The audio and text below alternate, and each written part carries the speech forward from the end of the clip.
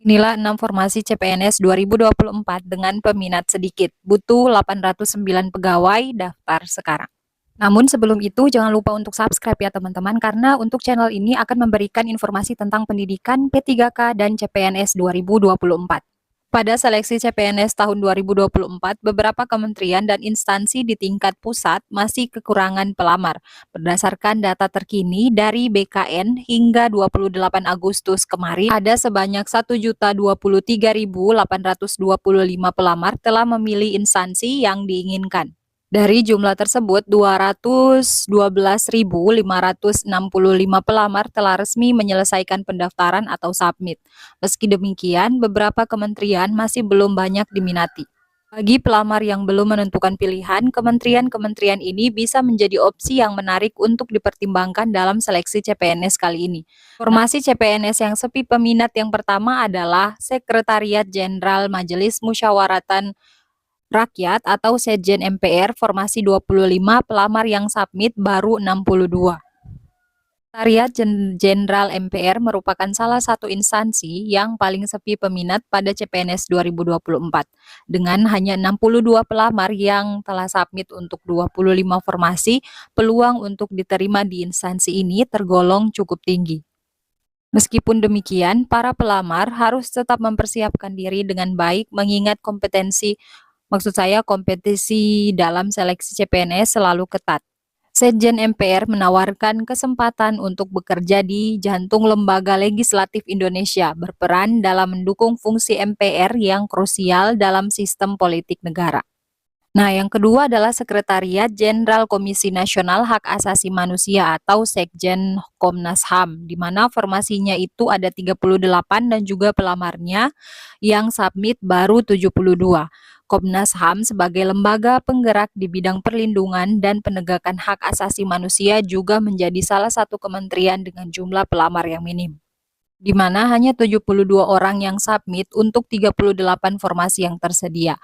Bagi mereka yang memiliki minat dalam isu-isu HAM dan ingin berkontribusi dalam memperjuangkan hak-hak dasar masyarakat, kesempatan ini sangat layak untuk dipertimbangkan. Ketiga adalah Kemenpan RB, di mana formasinya di sini sangat banyak, ada 61 dan juga pelamar yang submit baru 64. Nah, Kemenpan RB yang memiliki tugas penting dalam mengatur dan mereformasi birokrasi di Indonesia juga tercatat sebagai salah satu kementerian yang sepi peminat. Dengan 84 pelamar yang telah submit untuk 61 formasi, persaingan di kementerian ini relatif lebih rendah dibandingkan kementerian lainnya. Ini merupakan kesempatan emas bagi pelamar yang tertarik dengan kebijakan publik dan ingin berperan aktif dalam reformasi birokrasi nasional.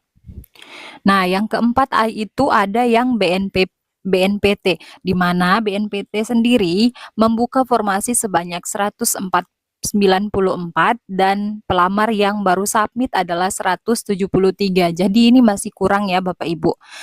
Nah, untuk BNPT yang berperan penting dalam menjaga keamanan nasional dari ancaman terorisme, memiliki jumlah pelamar yang sedikit lebih rendah daripada formasi yang tersedia.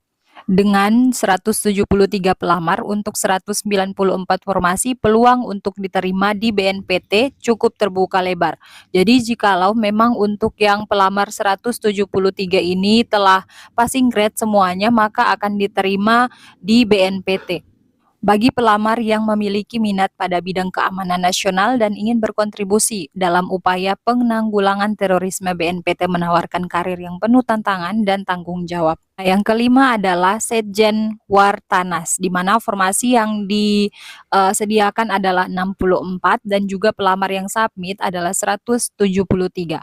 Sekjen Wantanas yang bertugas dalam perumusan kebijakan ketahanan nasional juga termasuk dalam daftar kementerian yang sepi peminat.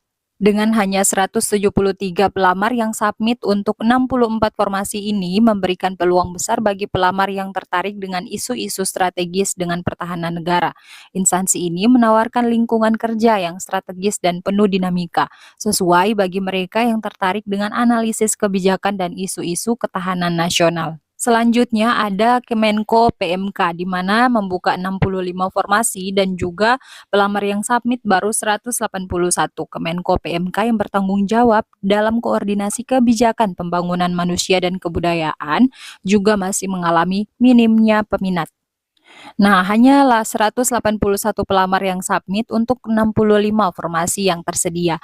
Bagi mereka yang ingin berkontribusi dalam pembangunan sosial dan budaya Indonesia, kementerian ini menawarkan kesempatan yang sangat menarik. Kemenko PMK memainkan peran penting dalam membentuk kebijakan yang berkaitan dengan kesejahteraan sosial, pendidikan, dan kebudayaan. Memilih kementerian atau instansi pusat yang sepi peminat pada CPNS 2024 dapat menjadi strategi cerdas bagi para pelamar yang ingin meningkatkan peluang mereka untuk diterima. Dengan lebih sedikit kompetensi, peluang untuk lolos seleksi pada kementerian-kementerian seperti Setjen MPR, Setjen Komnas HAM, Kemenpan RB, BNPT, Setjen Watanas, dan Kemenko PMK tentu lebih besar dibandingkan kementerian yang lebih populer. Meskipun jumlah pelamar di beberapa kementerian tersebut masih rendah, para pelamar tetap harus mempersiapkan diri dengan baik. Proses seleksi CPNS melibatkan berbagai tahapan yang menuntut kesiapan mental dan fisik serta kemampuan intelektual yang memadai. Memahami profil setiap kementerian dan penyesuaiannya dengan minat serta kompetensi pribadi juga sangat penting untuk meraih sukses dalam seleksi CPNS tahun ini. Bagi mereka yang masih ragu dalam menentukan pilihan mengeksplorasi kementerian yang sepi peminat, ini bisa menjadi langkah pertama yang baik. Selain itu, penting untuk selalu memantau informasi terbaru dari BKN dan kementerian terkait untuk memastikan persyaratan dan jadwal pendaftaran tetap sesuai.